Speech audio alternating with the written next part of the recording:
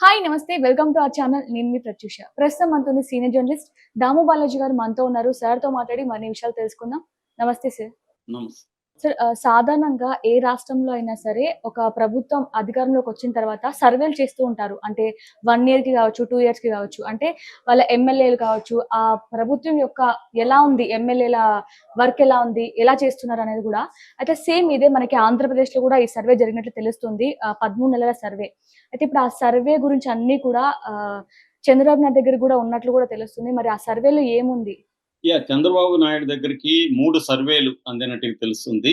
ఒకటేమో KK survey. KK survey ఎంత పాపులరో మనకు తెలుసు. లాస్ట్ ఎలక్షన్‌లలో కేకే సర్వే ఒకటే రిజల్ట్‌కి దగ్గరగా ఉంది. మిగతా అందరూ కూడా ఎక్కువ మంది వైసీపీ వస్తుందని, ఒకవేళ వైసీపీ ఓడినా కూడా చాలా నేరోలోనే ఓడుతుందని చెప్పారు. కేకే మాత్రమే ఆహ్, కరెక్ట్‌గా చెప్పాడు. అప్పటి నుంచి కేకే సర్వేకి ఇంపార్టెన్స్ ఏర్పడింది. రెండోది హ్మ్. ఐఐటీఎన్స్ గ్రూప్ హైదరాబాద్ నుంచి ఒక సర్వే చేశారని చెప్తున్నారు. దాంట్లో కూడా ప్రముఖులైతే ఉన్నారు, సెఫాలజిస్టులు.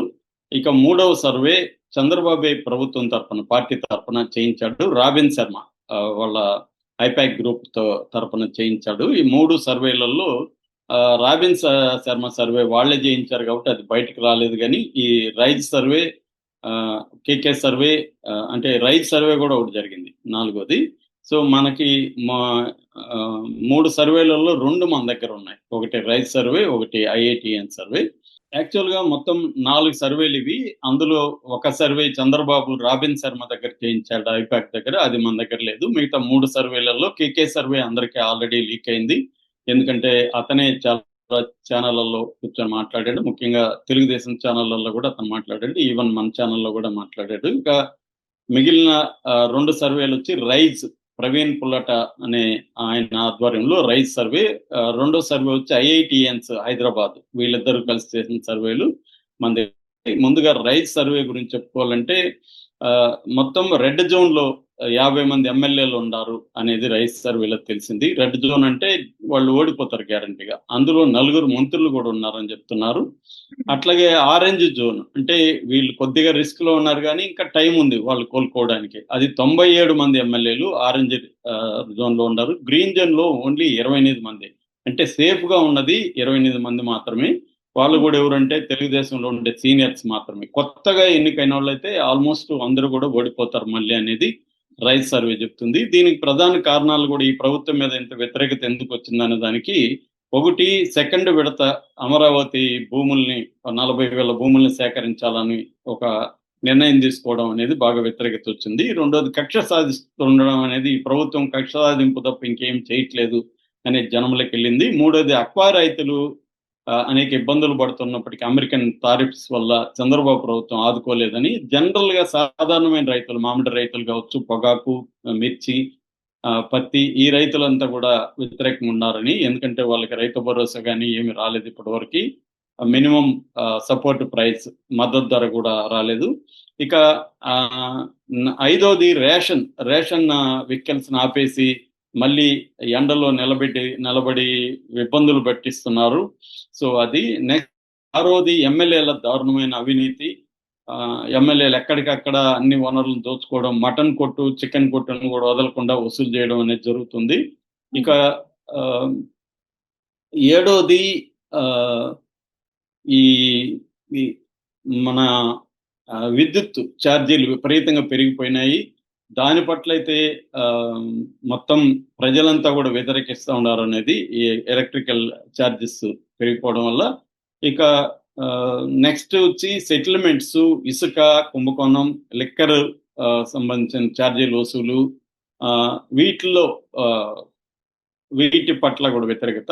ఇక తొమ్మిదో అంశం గ్రామీణ ప్రజల కొనుగోలు శక్తి దారుణంగా పడిపోవడం. ఇంతకుముందు జగన్ ఉన్నప్పుడు రకరకాల పథకాల కింద డబ్బులు ఉండేవి. ఆ డబ్బులు మళ్ళీ ఖర్చు పెట్టేవాళ్ళు. మార్కెట్‌లో సర్క్యులేట్ అయ్యేది. ఇప్పుడు అది కొనుగోలు శక్తి పోవడంతో అందుకని జీఎస్టీ కూడా మైనస్‌లోకెళ్ళిపోయింది అనేది రైతు సర్వే చెప్తుంది. ఇక వీళ్ళు ఐఐటీఎన్స్ గ్రూప్ ఏం చెప్తున్నారంటే దీంట్లో వీళ్ళు చెప్తున్నది మొత్తంగా ఇప్పుడు మనకి 175 ఎమ్మెల్యే సీట్లలో 164 తెలుగుదేశం, 11 వైసీపీ, 21 జనసేన, 8 బీజేపీకొస్తే ఇప్పుడు వీళ్ళు చెప్పింది యాంటీ ఇన్కంబెన్స్ అనే పదం వాడారు వీళ్ళు. యాంటీ ఇన్కంబెన్స్ అంటే ప్రభుత్వ వ్యతిరేకత ఉండేది. తెలుగుదేశంలో 54 మంది ఎమ్మెల్యేల మీద తీవ్ర వ్యతిరేకత ఉందనేది ఐఐటిఎన్స్ చెప్తున్నారు. అట్లాగే 22 మంది మీద డిస్సాటిస్ఫాక్షన్, అంటే తీవ్ర వ్యతిరేకత లేదు కానీ అసంతృప్తి ఉంది. సో అది ఇటు 21 మంది జనసేన ఎమ్మెల్యేలో 14 మంది మీద తీవ్ర వ్యతిరేకత ఉందని, 3 మీద మాత్రమే డిస్సాటిస్ఫాక్షన్ ఉందని చెప్తున్నారు. ఇక బీజేపీకి సంబంధించి 8 మందిలో 4 మీద తీవ్ర వ్యతిరేకత ఉంది, ఒకరి మీద మాత్రం డిస్సాటిస్ఫాక్షన్ ఉంది. ఓవరాల్ గా యాంటీ ఇన్కంబెన్సీ ఉన్న ఎమ్మెల్యేల సంఖ్య 72. అంటే వీళ్ళని రెడ్ జోన్ అని చెప్పుకోవచ్చు వీళ్ళ రైజ్ భాషలో. సో ఇక డిస్సాటిస్ఫాక్షన్ ఆరెంజ్ జోన్ అని చెప్పుకోవచ్చు, 26 మంది మీద ఉంది. టోటల్ గా 98 మంది మీద, అంటే 164లో 98, అంటే మోర్ దాన్ 60%, అరౌండ్ 60% పైన ఎమ్మెల్యేలలో వ్యతిరేకత ఉంది అనేది ఈ ఐఐటిఎన్స్ కూడా చెప్తున్నారు.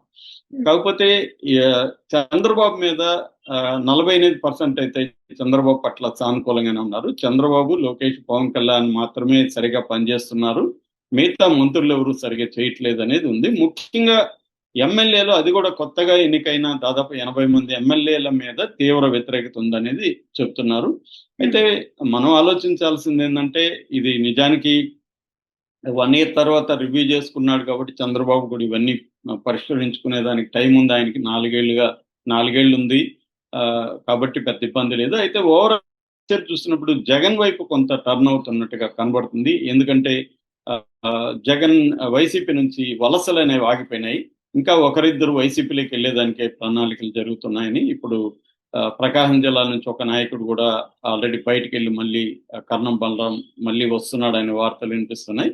ఏదేమైనా జగన్ భయపెడుతున్నాడని రాధాకృష్ణ లాంటి వాళ్ళు కూడా రాస్తున్నారంటే అర్థం ఏంటంటే, మళ్ళీ ఈ ప్రభుత్వానికైతే సానుకూలంగా అయితే ఇప్పటి వరకు లేదు. ప్రతికూలత ఎంత అనేది ఎవరి పాటికి వాళ్ళు చెప్తున్నారు, కానీ సానుకూలత అయితే దెబ్బ తగిలింది బాగానే. దీన్ని జగన్ ఎంతవరకు ఈ 4 ఏళ్లలో సస్టైన్ చేసి వాడుకోవాలంటాడు అనే దాన్ని బట్టి ఆధారపడింది. అట్లాగే చంద్రబాబు ఇవన్నీ ఆయనకు కూడా తెలుసు. లాస్ట్ 1 yearలో 6 నెలల్లో మనం మైండ్ సెట్ మార్చొచ్చు అనేది కూడా చంద్రబాబు ఉందని చెప్తున్నారు. అందుకనే ఆయన కొంత లీనియన్స్ గా ఉన్నారు అనేది కూడా చెప్తున్నారు. అలాగే జగన్ ని శిక్ష పడేట్టుగా చేస్తే కూడా ఇవన్నీ తారుమారు అయిపోతాయన్న ఒక అభిప్రాయం కూడా ఉంది. ఏం జరుగుతుందనేది చూడాలి. Okay, thank you sir.